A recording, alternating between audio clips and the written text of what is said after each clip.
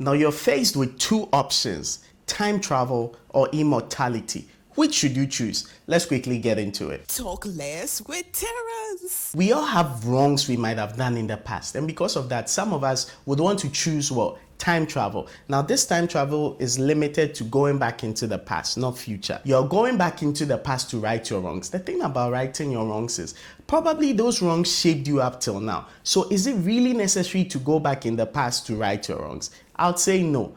But there are some mistakes too big that you have to right them. That's up to you. That's also fine. But then what would I do?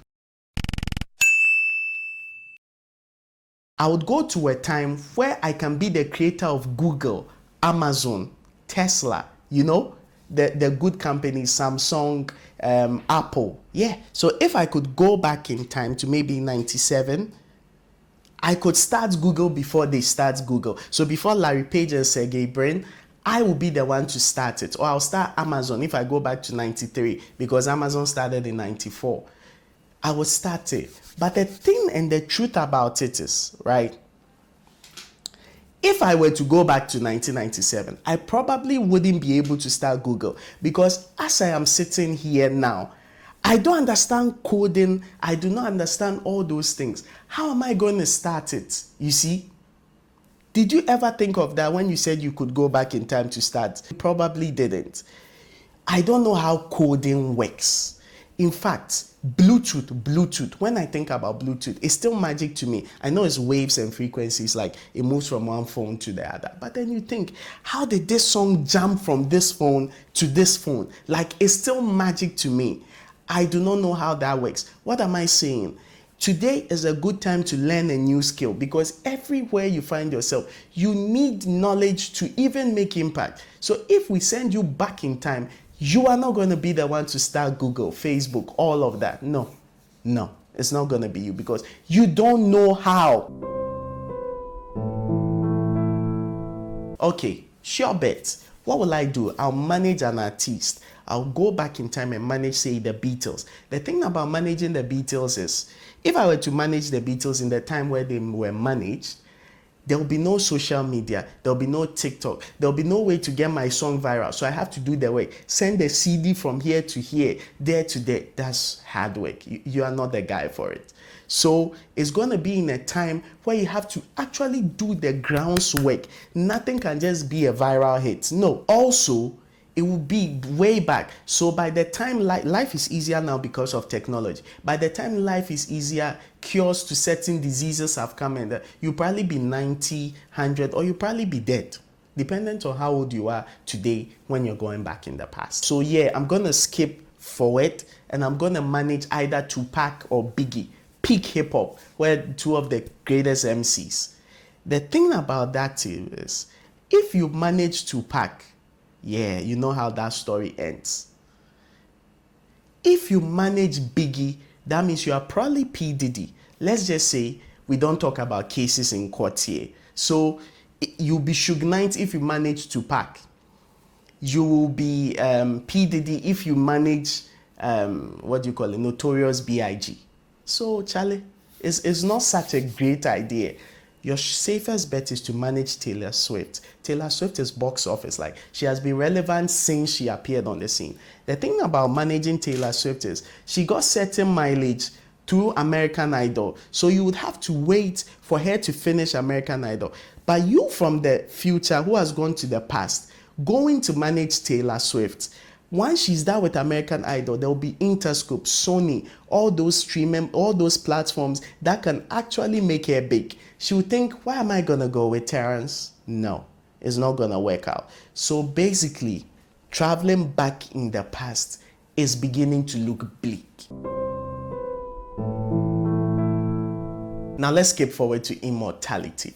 Immortality, you can't die no matter what happens. Like there is a bomb, you don't die. Somebody hits you with a knife, you don't die.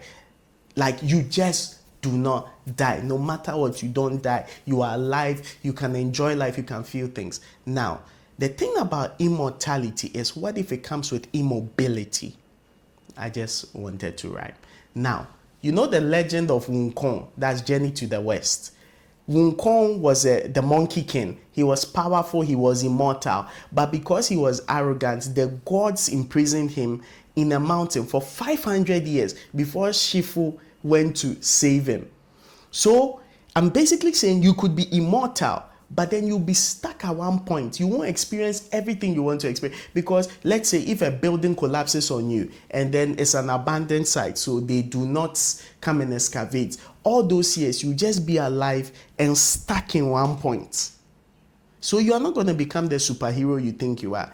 Even if you skip that, immortality, if you are going about, technology is advancing. Once you get to a certain year, they'll realize this guy has been ageless for so many years. They'll cut you and you become a lab rat because they're trying to cut you, check your veins, all those things, your blood, to see if they can make an immortality medicine for the rest of the year.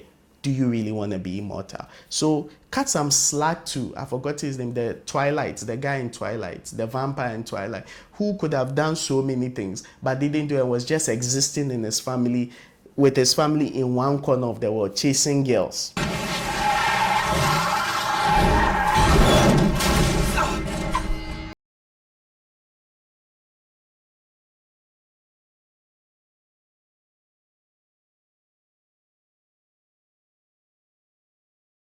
Immortality brings, if the world gets to know, you will become a lab rat.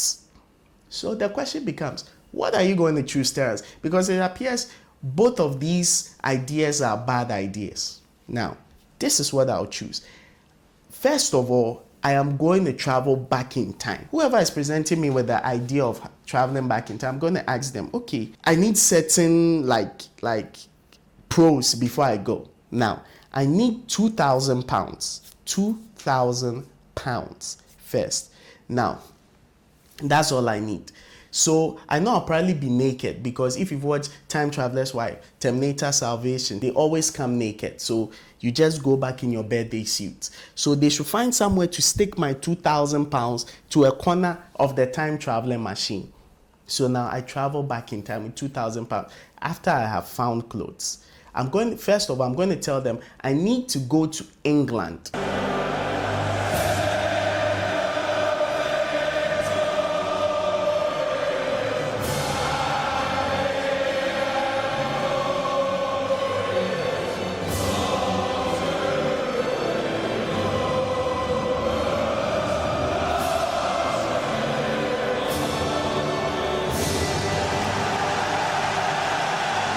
I'm going back to England in the year 1996, and I cannot exist in a place I am. So in 1996, I was in Ghana. If I see myself, you know, the butterfly effect, where chaos theory tells us that a butterfly who shouldn't maybe be in Sao Paulo, Brazil, if it appears there and starts flapping its wings, that chain reaction from the wind of its wings could cause a tornado in Texas, which could cause this and that and that.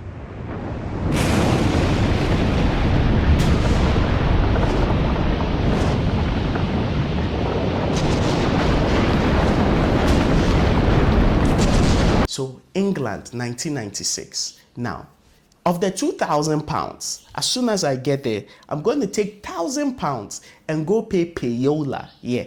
What do I mean by payola? So basically DJs who used to before this age where you could easily get your music out, they'll take some funds from you before they play your music on repeat.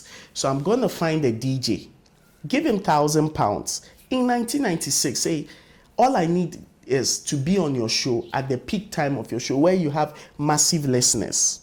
So then, okay, I'm going to do this for a month. So I go there, get on his show, and this is what I'll say. I'm going to tell him that as soon as I get on the show and it's my time after the introduction, I'm going to make a bold statement. In the year 1998, 1999, Manchester United is going to win a treble. And this is how it's going to happen. The Champions League, which is the final match, they are going to play against Bayern Munich. Now, on the 6th minute, Basler is going to score for Bayern Munich. However, in the last 2 minutes, there will be goals from Man United. So, and I'll mention that one of the scorers of Man United is Ole Gunnar Solskjaer. then I leave it there. So people start, then I leave it there. So in England, so I'll keep going to a show for maybe the next month, and then I leave it there. Then what am I going to do with the $1,000, the other £1,000? I'm going to do something I've never done. Something I've never done is betting. I've never ever been in betting. So, but I am going to place a bet in 1996. I'm going to place a bet on Juventus to win on penalties 4-2 against Ajax in the Champions League final of that year. Now, when I stake £1,000 with these specifics, is going, and I'll stake it at an early time. So I'll make all the money till the final, and then in the final I make boom money. Yeah. Sure bet. Get it? It's a sure bet. My idea is a sure bet because I know who's gonna win. And I can chew these facts in my head. I do not have to know coding to know this. Then after I've made the bets and made big money, I now have money. I'm gonna go to Portugal. Go to Sporting Lisboa or Sporting Lisbon. Or first I'll go to Madeira. Find an island called Madeira. Find a family and tell them that I want to manage their son. Well, let me guess his name. Cristiano Ronaldo. Yeah. So I'll go to Madeira. Tell them, relax. I'll manage this boy. And I'm going to chew all their matches that year, the scores. And I'll tell them. Now, after I have told them, then I tell them that in the year, let me, I don't want to miss the year. In the year 1997, they should sign a player from Madeira Island called Cristiano Ronaldo. Yeah, CR7. And then not let him play, train him till August 2002. Let him train. August 2003, sell him to Manchester United. You might have guessed it. By that time, Manchester United would have won. They would have been so happy I made that prediction. I've gone back. I'm a rich man because I've been basically placing bets. Now I'm in with them. I tell them, sign the guy. Whether I tell them or not, they are going to sign the guy anyway. But now I'm his manager. You dig? In the same period, right? That's this 1997 time, right? I'm going to go to 96, 97. I'm going to go to Rosario, but I don't go straight to Rosario. I'm going to Newell's Old Boys. Newell's Old Boys is a team. And this is what I'm going to tell them. I'm going to tell them that in the 1996 season, right, they are going to play Boca Juniors. They'll win 1-0. When they play Racing Club, it will be 2-2. Huracan, it will be 3-1. They win. Vele. So I'll make predictions after predictions after predictions about how exactly, it's not a stupid idea. Listen, it will all make sense in the end. Now, I'm going to make all these predictions. Now, when they believe me, I tell them, go to Rosario, find a little boy who looks smallish called Lionel Messi. Sign him. Right? Now, I was thinking of managing Messi too. But then that will be a conflict of interest because you know what's going to happen in the end. So you leave his signing, but then at least you make sure they do exactly that. Okay. Now, I've made money. Let's go back. So basically, I've made money. I found myself a job. What's the job? I'm managing Cristiano Ronaldo. This is a long video. Let me just end it. So let's go back to 96, 97. After I have made that bet, £1,000 on Juventus. Maybe the next year too I do it. 97 too I do it. 97 I bet on Dortmund to score Juventus. After I've made Juventus win, I'll say Dortmund will score Juventus 3-1 in Munich. And that also happens right before the Manchester one. I've probably made millions or thousands of pounds now. Before September 4th, 1998, somewhere 97, after I've made that money, I'm going to take 90%, move to California, find two young men called Larry Page and Sergey Brin, give them 90% of my money as an investment into any idea they are coming up. Could it be Google? Certainly, you guessed it. So I'm going to ask for shares in Google because I can't create it. I can live with that. Give them the money before it launches on September 4th, 1998. And I'm already a majority shareholder in their company, which we know is going to be successful. So when those two options are presented to you, you do not just jump time travel. What are you going to do when you travel back in time? Your surest bet is to stick with my idea. Charlie, the guy talks too much.